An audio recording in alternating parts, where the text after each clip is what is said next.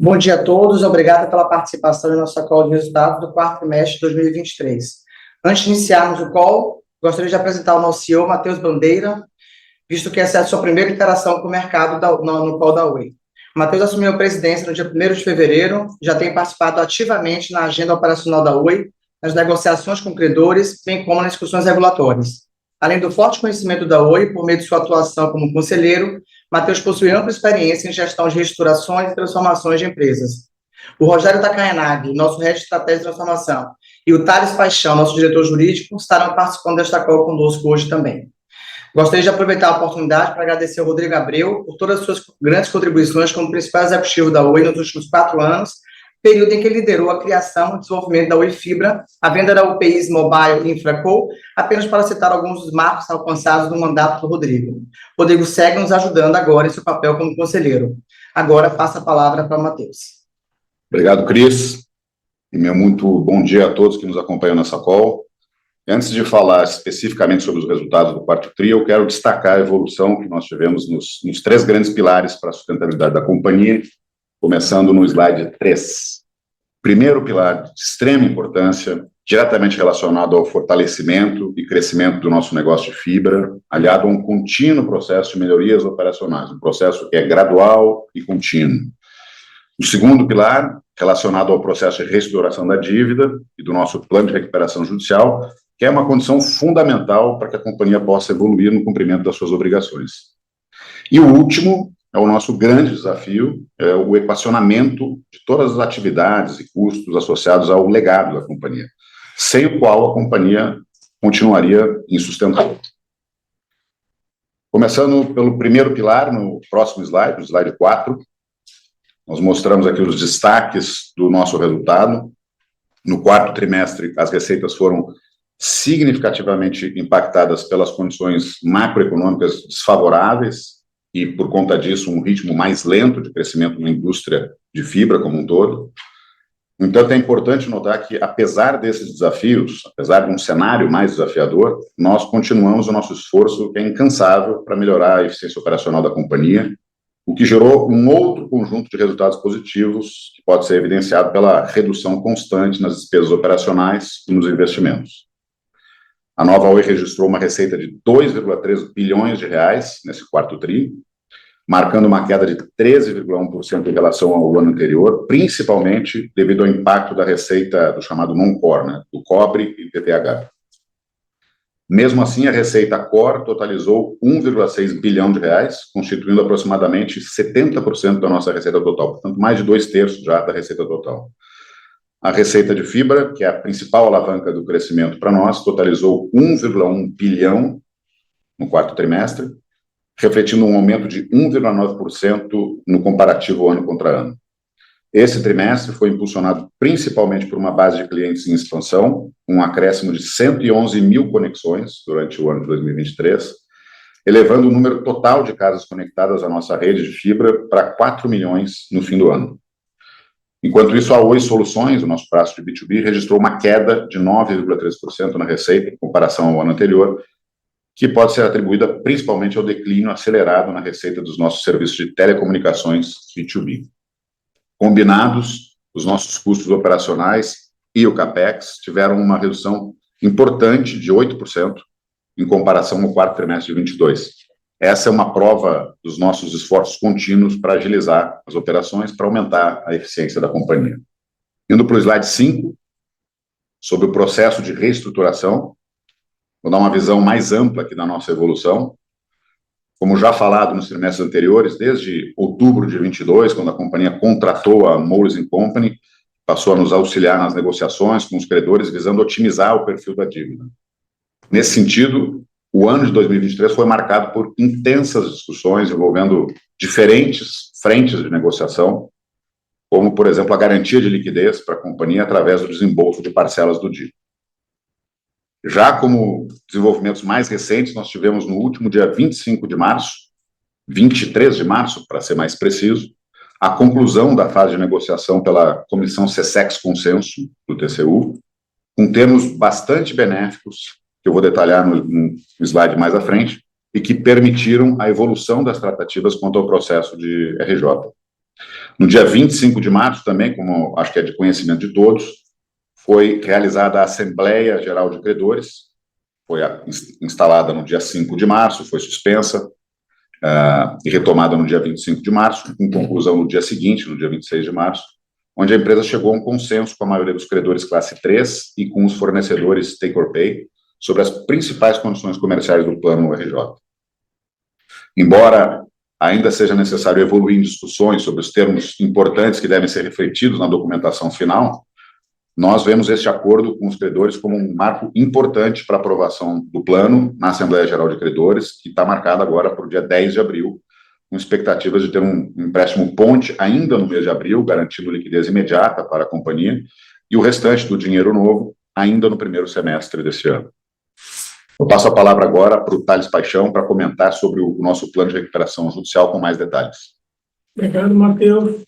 Passando para o slide 6, eu gostaria de explorar os principais objetivos da estrutura do plano que propusemos e concluímos uma negociação que entendemos se aproxima bastante de uma negociação final em relação aos termos do nosso plano de recuperação.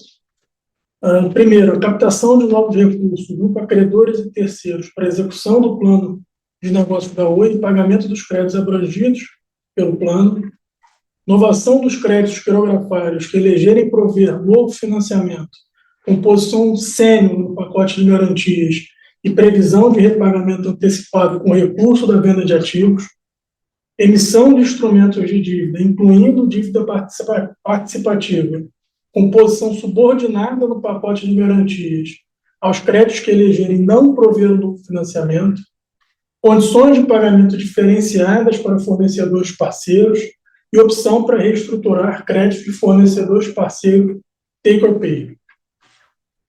Passando para o slide 7, damos uma visão geral em relação aos resultados esperados da implementação do plano de recuperação judicial com base na estrutura que acordamos com os credores. Em termos de redução da dívida financeira submetida à RJ, essa pode sofrer uma redução de 70%, uma redução bastante substancial. Trata-se de uma simulação que o efeito depende, claro, da eleição pelos credores em relação a cada uma das formas de pagamento que se espera sejam bastante expressivas e que esse resultado de redução de 70% ele seja, de fato, atingido. O plano também resultará em perfil de dívida melhor, com os principais créditos a serem amortizados a partir de 2027, período no qual as vendas da UPI estarão majoritariamente concluídas, fornecendo recursos adicionais para a Oi, e as iniciativas de eficiência já estarão maduras, iniciativas, obviamente, suportadas também no acordo com a Anatel, que o Matheus comentou e vai tratar mais detalhadamente a seguir, aumentando a rentabilidade, obviamente, da companhia e beneficiando o fluxo de caixa operacional.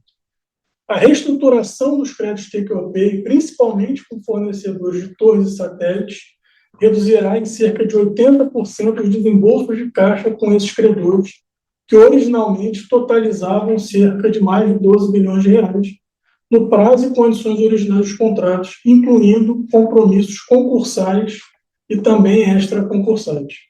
Finalmente, os acionistas se beneficiam por participar de uma empresa mais sustentável, com uma estrutura de capital substancialmente melhorada. Passo agora a palavra para o Matheus para comentar sobre o acordo regulatório. Obrigado, Thales. Na frente regulatória, no próximo slide número 8, seguindo as discussões iniciadas em outubro com o TCU, com a Anatel, com o Ministério das Comunicações e com a Oi, nós tivemos um avanço muito significativo nessa semana. O grupo CSEX Consenso concluiu a fase de criação de uma solução acordada dos pontos existentes entre a Anatel e Oi, decorrência dos contratos de concessão do STFC e do procedimento arbitral.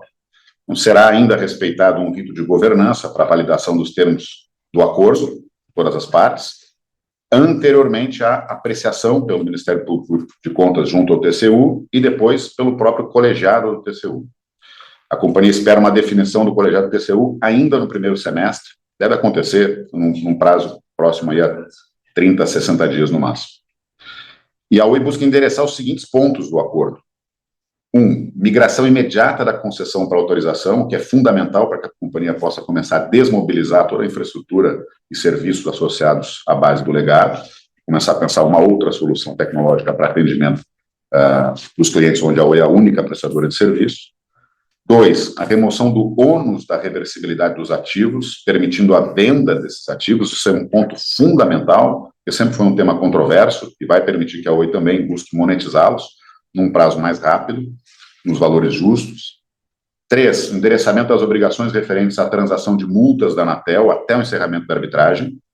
E 4. Uma oportunidade para a Oi continuar defendendo seus interesses na arbitragem com expectativas de receber valores líquidos positivos ao considerar os compromissos de investimento assumidos. Então, nós esperamos que o procedimento arbitral seja retomado imediatamente após a assinatura do acordo e que uma decisão parcial sobre o mérito da causa seja conhecida ainda no curto prazo.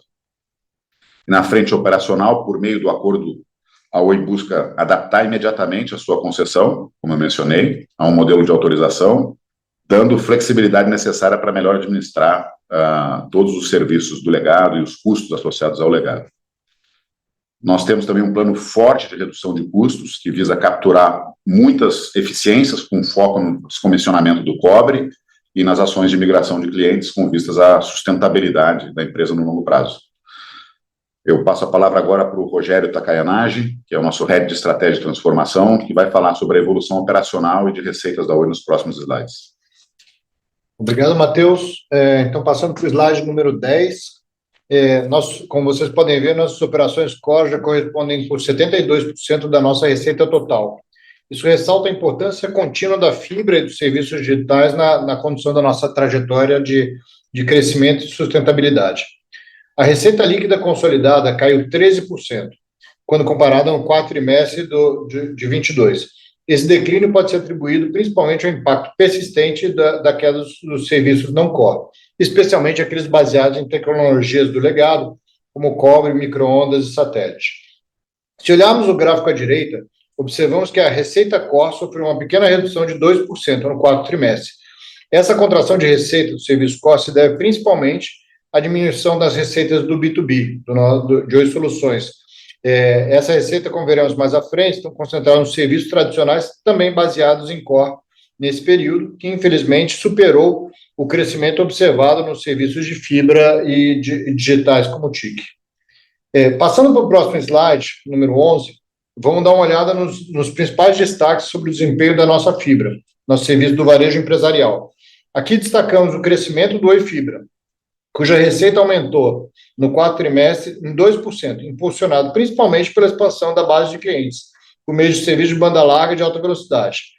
Ao considerar os resultados acumulados no ano todo, nossa receita de fibra apresentou um forte desempenho, alcançando um crescimento de 2 dígitos, acima de 10%. Do lado direito do slide, mostramos a contínua expansão da Vital, da qual a Oi é controladora e acionista. Anunciou os acordos importantes com Sky, Vero e Americanet nesse período, melhorando ainda mais o robusto portfólio de clientes da Vital. Nosso racional para a retomada do crescimento está focado na diferenciação, por isso é importante enfatizar nosso compromisso contínuo em fornecer um serviço superior aos nossos clientes. A Oi se destaca como a segunda maior empresa de fibra do país, com liderança no mercado composto pelas quase 300 cidades em que atuamos. Em recente pesquisa no site Melhor Escolha, a Oi se destaca oferecendo a banda larga mais rápida em 10 estados onde estamos, resultando em elevados níveis de satisfação dos clientes. E conforme uma outra pesquisa realizada pela Anatel em clientes de fibra, atesta essa superioridade em termos de percepção dos clientes. Pretendemos alavancar, através dessa estratégia comercial renovada, centrar em iniciativas focadas na qualidade e a retomada do crescimento das adições líquidas. Para atingir esse objetivo, a Oi priorizará o crescimento nas áreas com cobertura existente, empregando uma estratégia multicanal que engloba não só os canais locais, mas principalmente o crescimento nos canais digitais. Além disso, estamos adaptando nossa abordagem às dinâmicas regionais, ajustando preços, canais, estratégias de comunicação para nos alinharmos com os requisitos de cada região. Olhando para o futuro, continuamos confiantes que essa estratégia de diferenciação com foco na qualidade deve gerar futuras oportunidades de crescimento. É importante notar que a atividade comercial já apresentou melhoras, impulsionado por campanhas como o Big Brother, que melhoraram a percepção da marca e conduziram ao melhor desempenho de adições brutas. Esses fatores, combinados a uma maior eficiência do processo de vendas, devem resultar em adições líquidas positivas já a partir desse trimestre. Passando para o slide 12, como antecipado, temos uma contração nas receitas tradicionais de telecomunicações, principalmente puxado pela conectividade em tecnologia de cobre, em linha com o que temos visto no varejo. A boa notícia é que temos rapidamente substituído essa tecnologia por fibra e comunicação com novos produtos digitais, como o UC4X, que é a nossa solução de PBX virtual. É importante destacar que o desempenho da receita de TIC cresceu 16% comparado ano contra ano, desempenhando um papel crucial no offset dessa queda observada nos serviços tradicionais de telecomunicações, o que contribuiu para a redução de 9% da receita de Oi Soluções. As receitas de TIC correspondem já a 32% da receita de Oi Soluções em 2023, um aumento de 7 pontos percentuais em relação ao quarto trimestre do ano passado. Como se pode ver do lado direito do slide, algumas verticais tiveram forte crescimento. A receita de cloud aumentou impressionantes 87%, enquanto a receita de cibersegurança teve um crescimento sólido de 23% ao ano. Além disso, temos observado uma rápida aceleração dos nossos contratos de IA e cloud. Agora passo de volta a palavra para Cristiane Barreto, nossa CFO, para apresentar os slides sobre a estrutura de custos e desempenho financeiro. Obrigada, Rogério. Passando para o slide 13, vemos o resultado de nossos esforços para reestruturar o perfil de custos da companhia. As despesas operacionais de rotina caíram sequencialmente em relação ao trimestre passado, devido principalmente à redução em custos pessoal, aluguéis, conteúdo e custos administrativos, enquanto efeitos pontuais afetaram a comparação anual. Como vocês podem ver do lado esquerdo do slide, as despesas operacionais de rotina totalizaram 2,3 bi de reais, uma queda de 12,4% em relação ao trimestre anterior, e de mais 5% em relação ao mesmo período do ano anterior. Quando excluímos o efeito não recorrente da reversão de provisões fiscais ocorrida no quarto trimestre de 2022, os custos teriam caído 10,6% no mesmo período. As despesas com pessoal tiveram uma queda importante de 7,6% para 432 milhões. Essa redução é atribuída aos nossos esforços contínuos da otimização da estrutura, o que levou a redução de 5 mil funcionários, ou 23% em relação ao ano anterior. Já os serviços de terceiros permaneceram estáveis ano contra ano, já que economias relevantes na aquisição de conteúdo e D&A, que caíram 27% e 15% respectivamente, foram compensadas por menores créditos fiscais de energia neste trimestre. As despesas com aluguéis seguros caíram 12,6% ao ano, com impactos positivos na redução de custos de postos de aluguel de espaço físico, compensados pelo aumento de aluguel de meios de transmissão. Importante ressaltar que mais de 50% dos custos do quarto trimestre, ex-pessoal e aluguéis, estão relacionados ao legado, reforçando mais uma vez a necessidade do equacionamento da nossa concessão. Seguindo para o slide 14, o EBITDA de rotina foi impactado pelos prejuízos do negócio legado e pelo menor crescimento de nossas receitas core. Gostaria de ressaltar que tais resultados refletem a fase de transição em que a companhia se encontra, visto que as margens começarão a melhorar à medida que a empresa se torna mais eficiente em termos de custos e a base de clientes de fibra cresce e os ganhos de escala começam a dar frutos, potencializando nossa rentabilidade futura. De fato, teremos a oportunidade de melhoria de margem através da implementação de fortes iniciativas de redução de custo do legado. Mudando para o lado direito do slide, o CAPEX do quarto trimestre totalizou 186 milhões de reais, equivalente a aproximadamente 8% das vendas, implicando uma redução de 12,2 pontos percentuais em relação ao trimestre anterior. Este nível de CAPEX significa um novo patamar para a companhia, alinhando-se com a transição da Oi para um modelo de negócio de baixa necessidade de CAPEX. Reflete uma alocação disciplinada de estratégia de CAPEX, visando promover o crescimento sustentável, ainda como uma oportunidade de eficiência futura. O impacto do nosso CAPEX maior está relacionado às próprias ONTs que utilizamos para o crescimento do negócio de fibra. Passando para o slide 15, focamos na nossa projeção de caixa do trimestre, posição de caixa do trimestre, que foi beneficiada pelo acordo do ajuste de preço da UPI Móvel e também afetada pelo consumo operacional já esperado no período. Além disso, houve aumento de pagamentos a fornecedores de desembolsos pontuais no trimestre que geraram consumo de capital de giro de 385 milhões de reais. A operação de venda de torres, concluída em julho de 2023, contribuiu para os maiores pagamentos de arrendamentos, que totalizaram 271 milhões no quarto trimestre. Nossa posição total de caixa fechou em 2,2 bilhões de reais no final do ano, o que significa uma queda de 12% quando comparada à posição de caixa de setembro de 2023. Agora, chamo o Matheus novamente para apresentar o restante das considerações finais. Muito obrigado. Válido aqui se lembrar que, além das melhorias operacionais no ano de 2023, a companhia obteve grandes avanços nas duas frentes aqui importantes, fundamentais, para a sustentabilidade a longo prazo da companhia, na frente do legado e da reestruturação. Então, como o Taka mencionou anteriormente, o segundo semestre, mais do que só o quarto trimestre, mas o segundo semestre de 2023 foi um período de ajuste na estratégia comercial na fibra, né, com foco no posicionamento regional e no lançamento de novo portfólio de ofertas.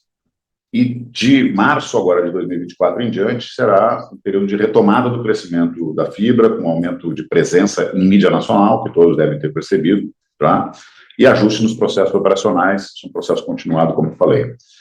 E, a partir de março, também, aceleração na captura de eficiências nos custos do legado, né? E para o equacionamento definitivo do legado, março de 2024 foi um mês importante, quando nós tivemos a apresentação dos termos gerais da proposta de acordo de consenso, no âmbito da SESEX, consenso do TCU, e que, a partir de agora, serão apreciados de acordo com os ritos de governança de todas as partes, e no segundo semestre de 2024 em diante, nós devemos ter a ratificação dos termos do acordo com o TCU, pela AGU, a retomada do procedimento arbitral, que é muito importante para a companhia, e a migração imediata para o modelo de autorização. No processo de reestruturação, o mês de março também de 2024 foi um mês de ajustes finais no pacote de comercial do plano, e agora começa um trabalho de refletir tudo isso que foi discutido, negociado na documentação definitiva do plano de RJ. No dia 10 de abril de 2024, nós devemos ter a retomada da AGC com votação do plano, e aí, a partir daí, se dá a injeção de liquidez, de dinheiro novo, devemos ter homologação do plano ainda no segundo semestre de 2024, e, a partir daí, o desafio de execução de todas as medidas previstas no plano. Acho que esses são os pontos importantes que eu queria enfatizar, que produzem efeitos para além dos resultados do quarto TRI, que é o objeto, obviamente, dessa call. Agora, iniciaremos a sessão de perguntas e respostas. Para fazer perguntas, por favor, clique no ícone de Q&A, perguntas e respostas, na parte inferior da tela, e escreva o seu nome e empresa. Após seu nome ser anunciado, um pedido para ativar seu microfone aparecerá na tela e você deverá ativá-lo para fazer suas perguntas. Se preferir, também pode escrever as suas perguntas. Vamos à nossa primeira pergunta, que é do Leonardo Olmos, do UBS. Leonardo, iremos abrir o seu áudio para que você possa realizar a sua pergunta. Por favor, pode prosseguir, Leonardo. Oi, bom dia a todos. Eu tenho duas perguntas, tá? A primeira, vocês poderiam discutir a desconexão que a gente viu em fibra. Acho que são 8 mil assinantes negativos no quarto trimestre. A gente achou curioso porque a Oi é bem avaliada no serviço de fibra e tem alguns pares grandes que continuam com audição líquida, né? Até tem um player de São Paulo que viu uma melhoria no começo desse ano. O que justifica o quarto TRI com essas desconexões líquidas de fibra? E se 2024 vocês já estão observando melhor e a gente pode esperar adições líquidas? Essa é a primeira pergunta.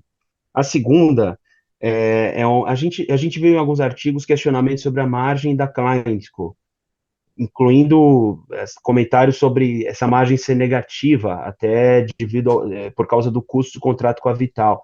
É esse o caso? Hoje a margem da ClientCo ela é negativa, pensando somente em operação de fibra e o contrato com a Vital. E aí eu acho que a principal pergunta, pensando para frente, ainda dá para pensar numa margem positiva para ClientCo, normalizado? Lembra anos atrás, quando tinha o guidance de longo prazo, vocês falavam em 15% de margem EBITDA para ClientCo. O que seria uma margem normalizada? E aí que eu estou excluindo, eu sei que, enfim, tem a venda, eu sei que tem a concessão, mas estou pensando só a operação como ela é hoje normalizada. Obrigado, gente. Obrigado, Leonardo, pela pergunta. Com relação às desconexões, na verdade, é o crescimento líquido. O que a gente tem observado, até em função pelo que você descreveu, e está corretíssimo, tanto do ponto de vista de imagem, quanto do ponto de vista de percepção de qualidade, isso tem ajudado a tracionar o volume de vendas.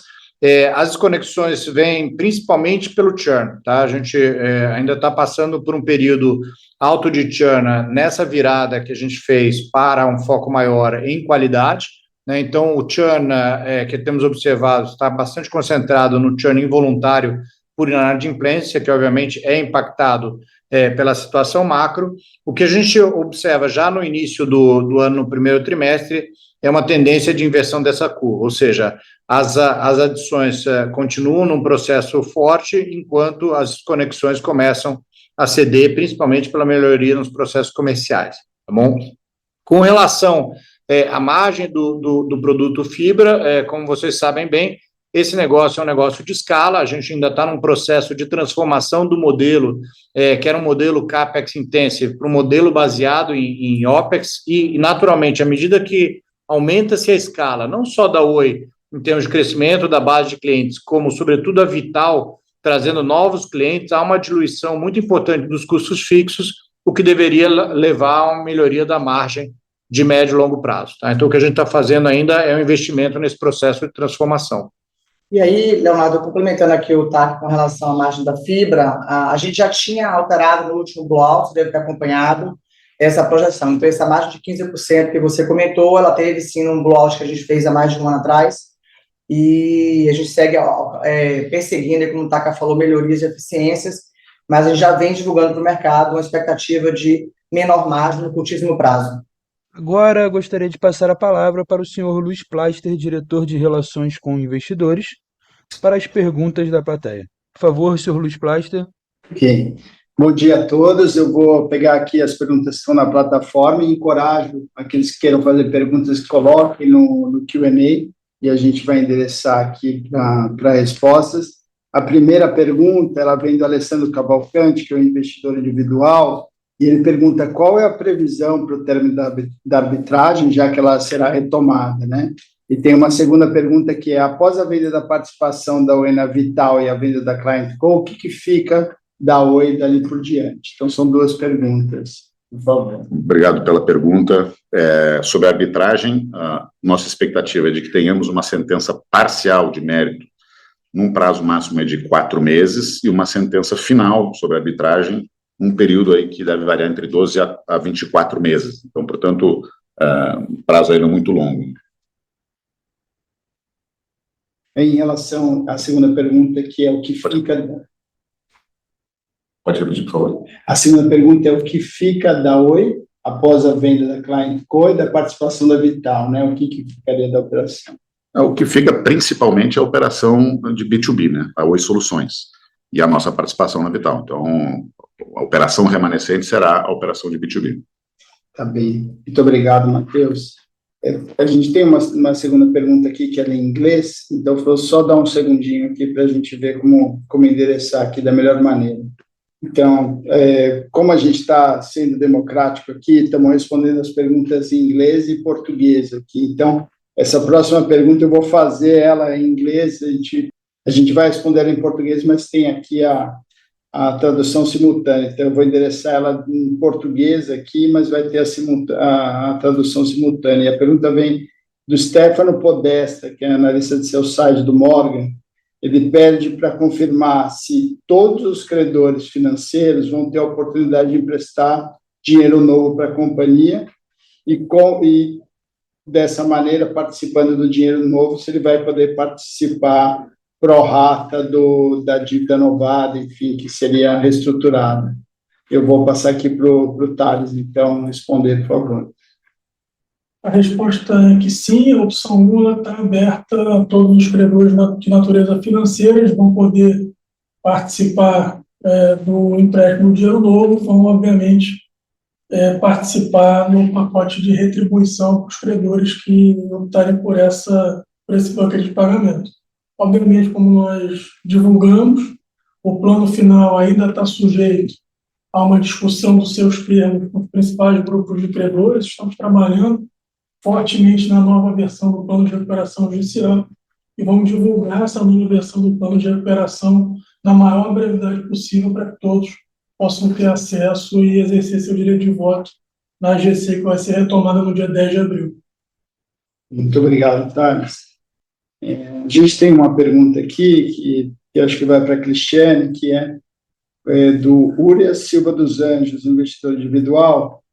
Qual a justificativa para a gente estar propondo? A gente anunciou hoje um grupamento, né, para cumprir com o ofício da B3 para enquadramento das ações em valor acima de R$1, num fator de 10:1. E ele pergunta por que do fator de 10:1 e não 5:1, por exemplo. Então, para você, Cristiane, se você puder responder. Obrigada pela pergunta, Urias. A gente analisou alguns cenários e a gente já queria, como vocês lembram do ano passado, fazer um grupamento um pouco maior, dada a volatilidade da ação da Oi. A gente entende que, para esse momento, o 10:1, ele interessa no curto prazo, no curto e médio prazo, uma relação melhor, considerando os eventos futuros que a gente tem aqui no plano nosso de recuperação judicial, que podem ter impacto no preço da ação. Muito obrigado, Cristiane. E, mais uma vez, incentivo quem quiser fazer pergunta para colocar aqui na plataforma e a gente já endereça aqui na call. Vou dar mais uns segundinhos para ver se a gente recebe mais perguntas. Uma pergunta que tem aqui que a gente recebeu também de um investidor, ela é um investidor anônimo.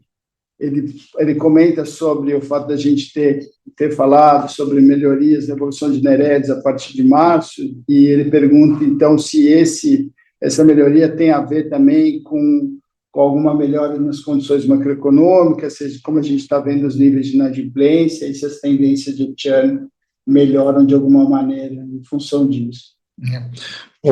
Plácio, a gente continua vendo obrigado pela pergunta, a gente continua vendo um desafio importante, não só de macro, mas o próprio cenário competitivo continua bastante pressionado, então o consumidor muitas vezes acaba indo de uma operadora para outra de acordo com a sua incapacidade de pagamento, então existe sim uma pressão por inadimplência. O que a gente tem feito dentro de casa é alteração de processos, né? Então, tanto na frente de aquisição, como a gente falou, a gente está conseguindo ter um bom equilíbrio entre aumento de volume e qualidade, mas todos os processos relativos à gestão da entrada do cliente, pagamento e cobrança têm nos ajudado.